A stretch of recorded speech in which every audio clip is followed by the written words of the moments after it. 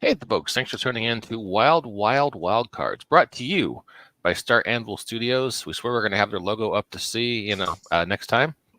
I'm here with special guests Scott Cross and Cameron Lyle. But before we talk to these clever gents, I have contractually obligated intro music to play.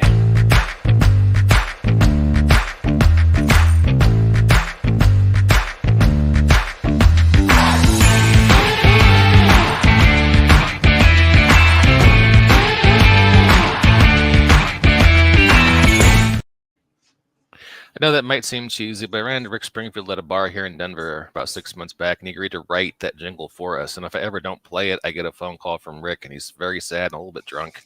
So I got to play it every time. I hope it's growing on some of our listeners. That's our theme music here at Wildcards, where we talk about everything that's fast, fun, and furious. And today,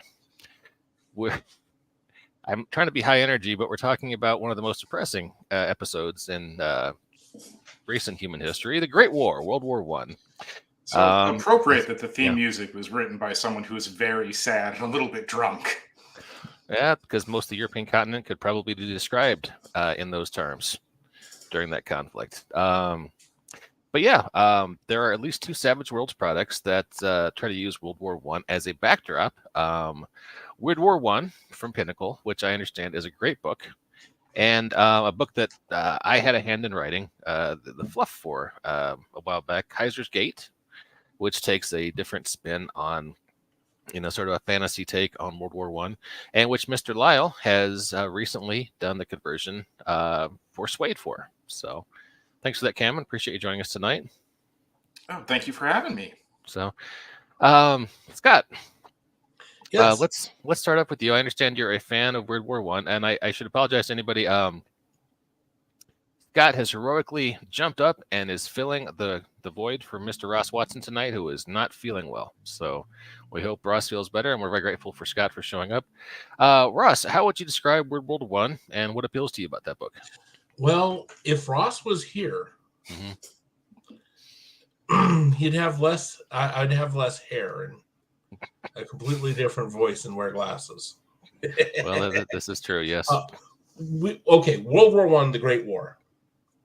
I'm a big pulp guy, and if you get into that whole era, the dirty 30s, it makes no sense unless you understand the Great War between nations of 1914 to 1918.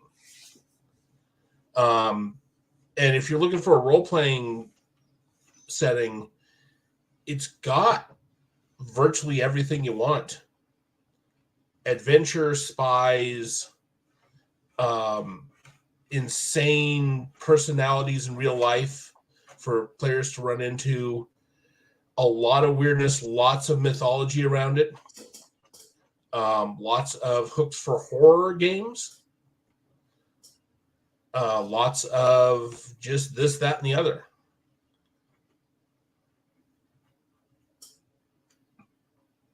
Mike, you're muted.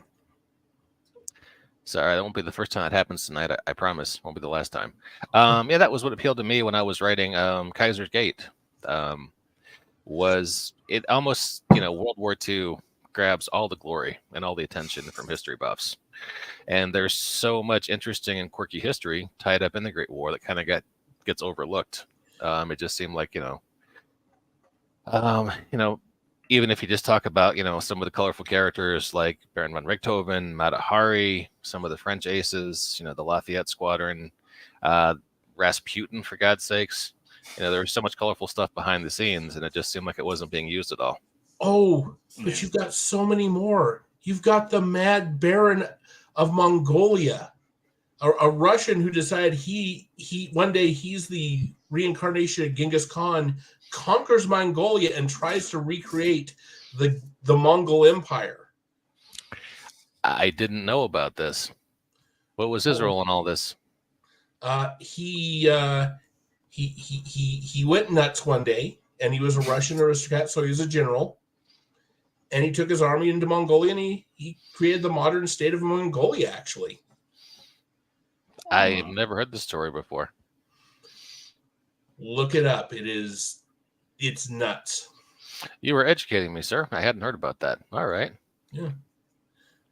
I feel like World War One is far enough away from us in our modern perspective that we don't. It's like we know someone was killed and then some people fought, and that's sort of what most people know in broad strokes. And how the Archduke being assassinated turned into a global conflict and who was actually involved. That's just sort of mystery out there for a lot of people, which makes it a fantastic playing ground, but also means that a lot of people come into it entirely ignorant of the subject.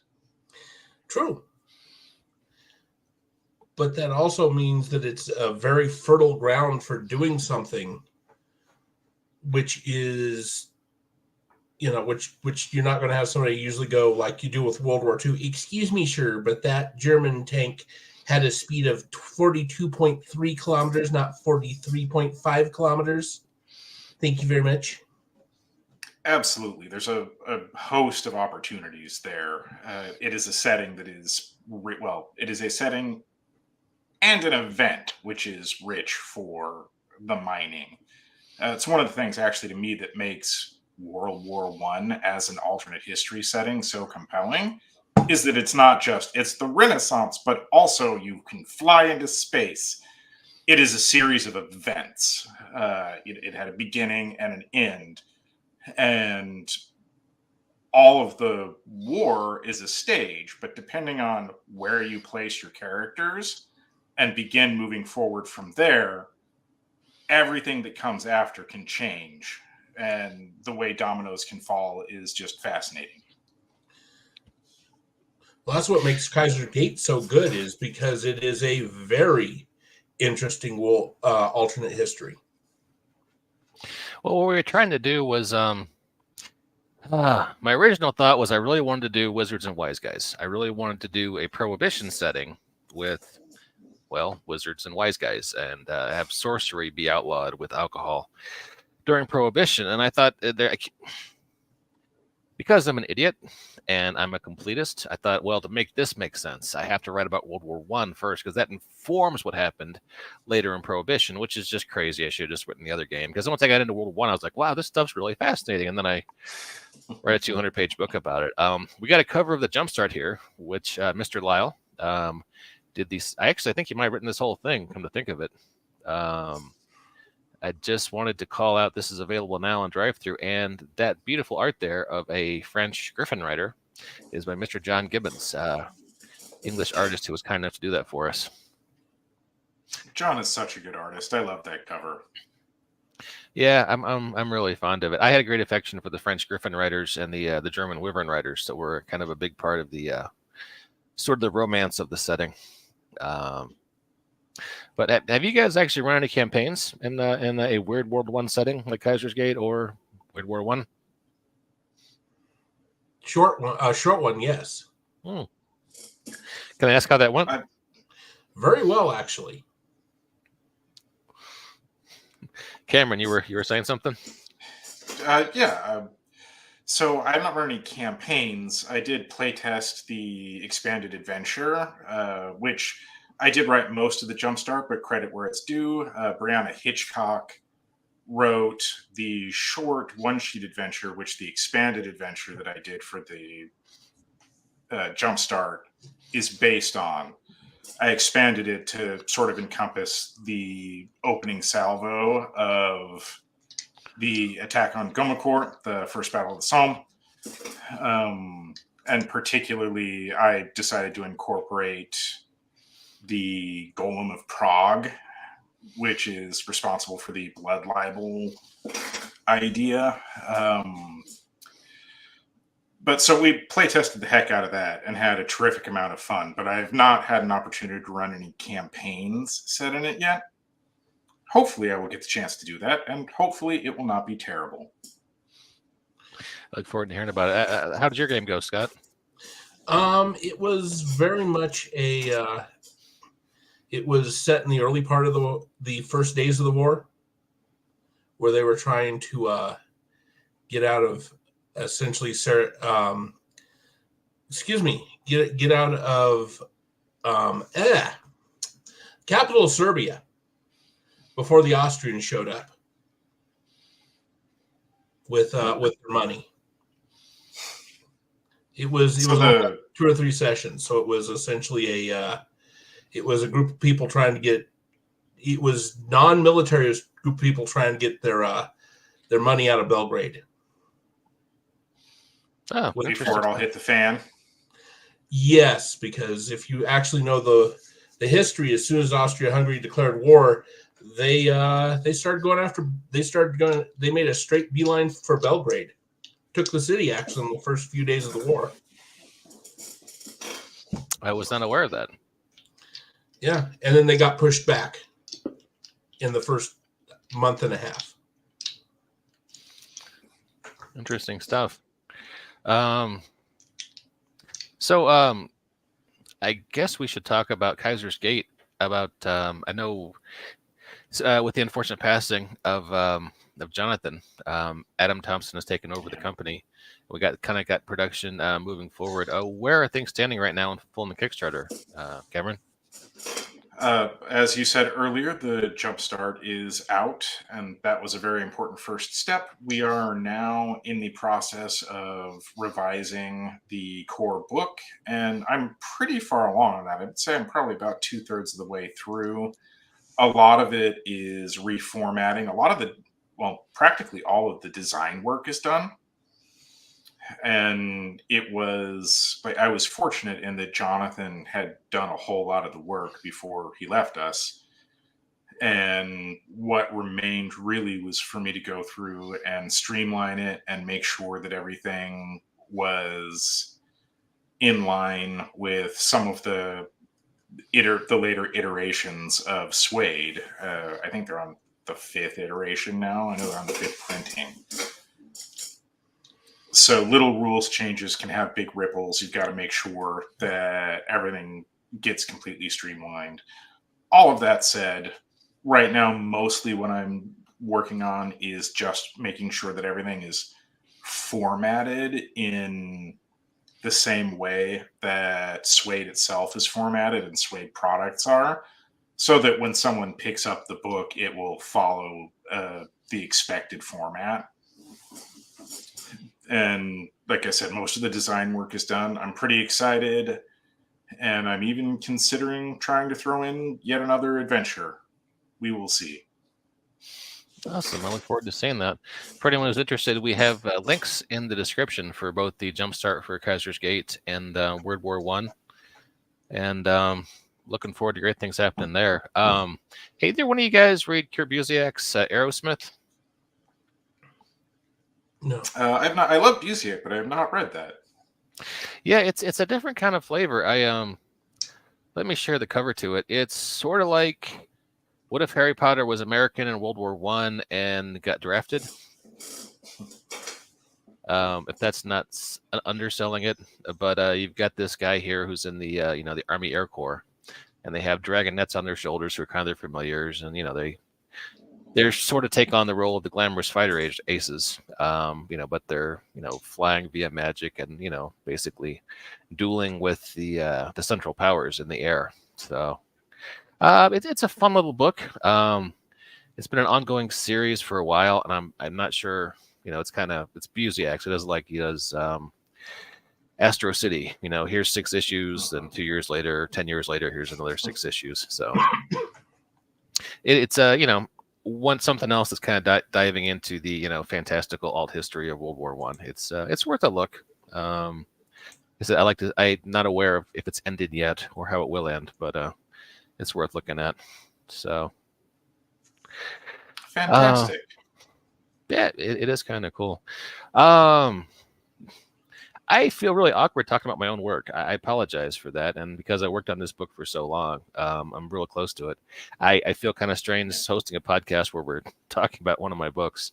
I literally ran back into my I had an apartment in downtown Denver that there was a small fire one night, and we had the alarm was pulled. We all had to go outside, and I realized my laptop, which I hadn't backed up the manuscript on, was still inside the building. So I had to, jump a barricade, run inside, up 5 flights, grab my laptop, run back out. And this was that book. So I feel weird trying to talk about it because it's, sort of one of my babies. But Yeah, it's got to be a little bit weird for me to sort of be sitting here going, "Well, Mike, let me tell you all about the book you wrote."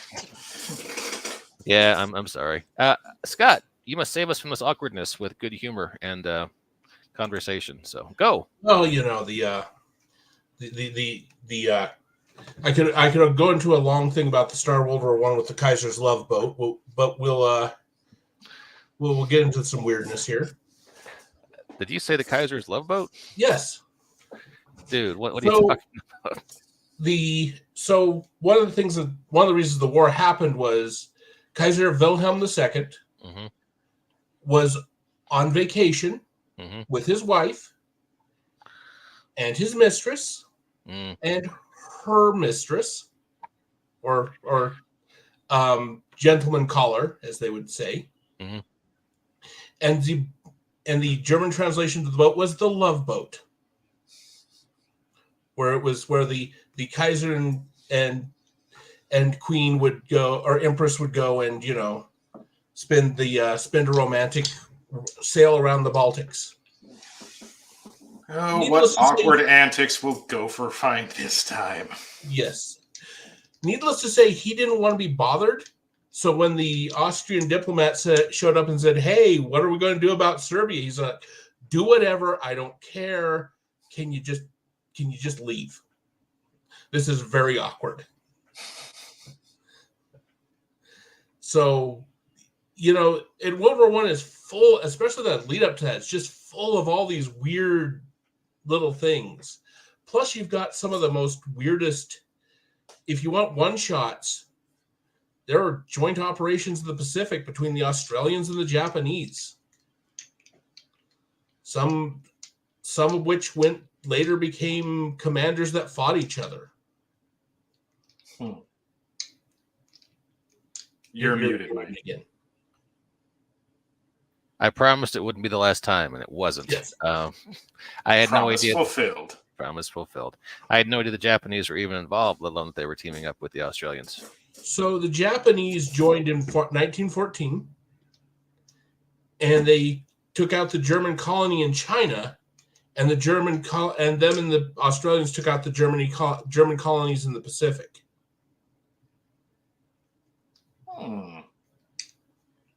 So, because the thing is, World War One, a lot of us in America think of it only as France, because that's where the American military is involved. But there were battles all over the world. There was a battle outside the Falkland Islands between the German Navy and the British Navy. There was a German colony in China where they make. You ever see the Taosao beer? Yeah. Yeah, that's where that comes from.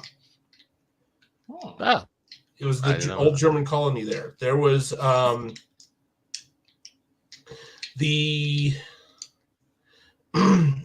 was a whole big thing in Africa where German general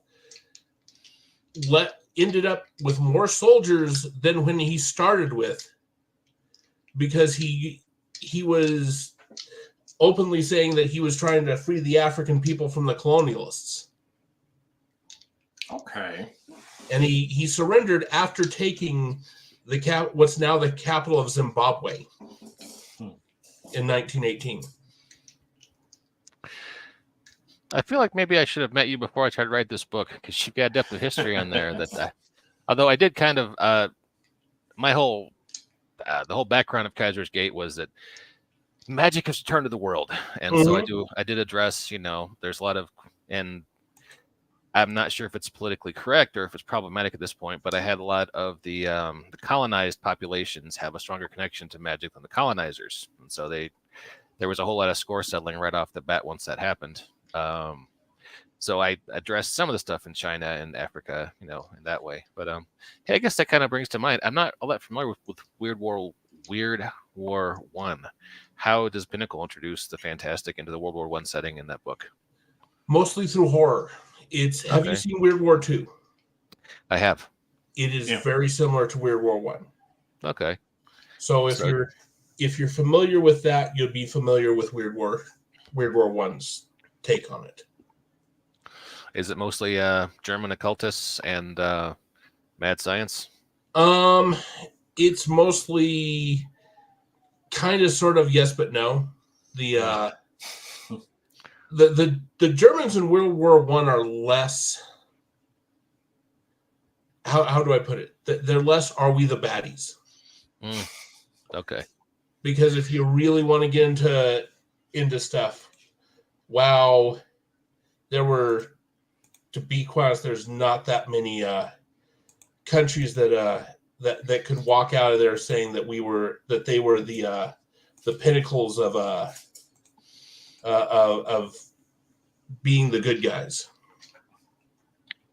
Yeah, so war in general, usually.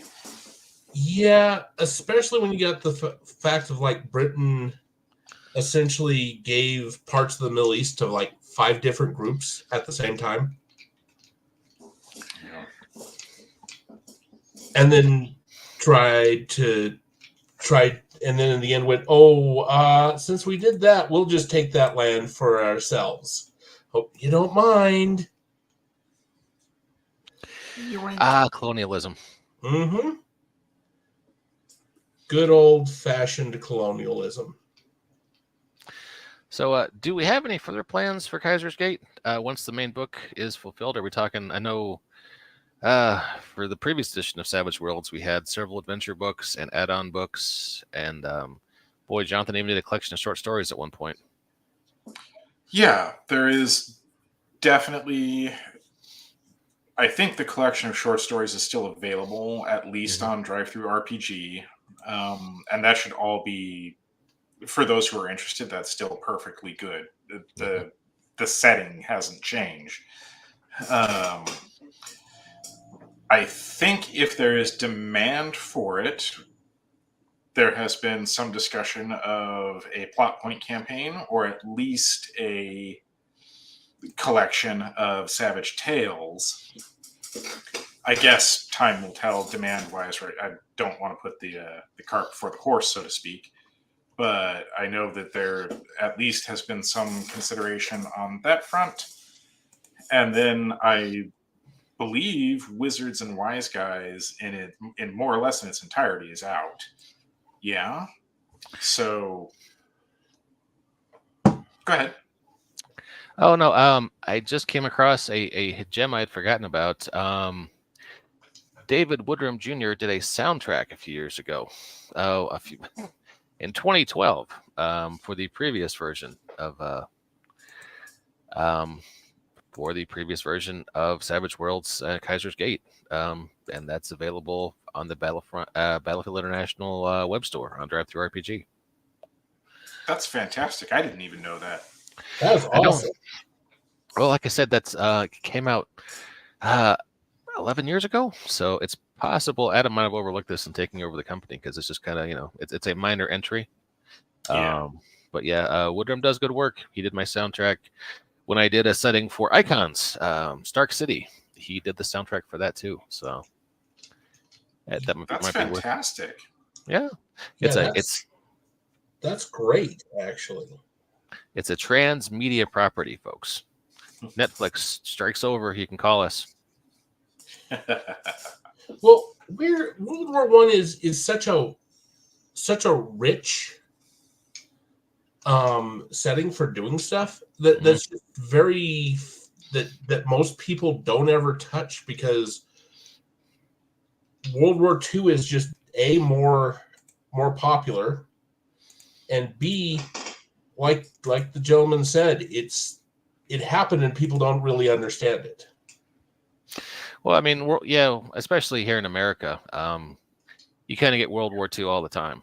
I remember many a Sunday with my dad watching, television, and it was black and white, Why We Fight or Our Nation at War, old documentaries about World War II. And between that and John Wayne movies, it just seemed like it was. And now with the History Channel and Captain America, you get a lot of it. World War One it's more complicated. It's harder just to say we were the bad guys or we were the good guys, or there was a lot more factions, a lot more complications, and then so in a way though, that's I mean, the fact that it isn't as well known or well understood kind of makes it, I think, a more fertile ground for role playing, just because you can, there's some nuances there. There's things you can, elements you can introduce, and it's not going to be old hat for everybody. Like, hey, let's go punch more Nazis. There's anything wrong with Nazis? I love punching Nazis, but it's a chance to do something different. Yeah, well, you get things like, especially if you like steampunk. Mm-hmm. World War I is a great and fertile thing because you get. I mean, for goodness sake, I've got pictures of my great grandfather out there on the. He was in the Austrian army. He was in the. He was out there fighting the Russians with his hunting dogs, his big spiked helmet, and his elephant gun.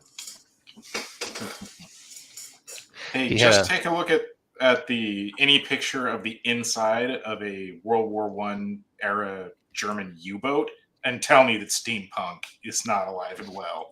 It's nothing but pipes and dials. Just throw on some top hats and goggles and you're ready to go circa 2005. So. Oh God, yes. Yeah, it's like I said, it was a fun setting. Something about the a transitional period, a liminal period where you're moving from like Napoleonic strategies and war fighting into modern warfare, and sort of the birthing pains of that. So it's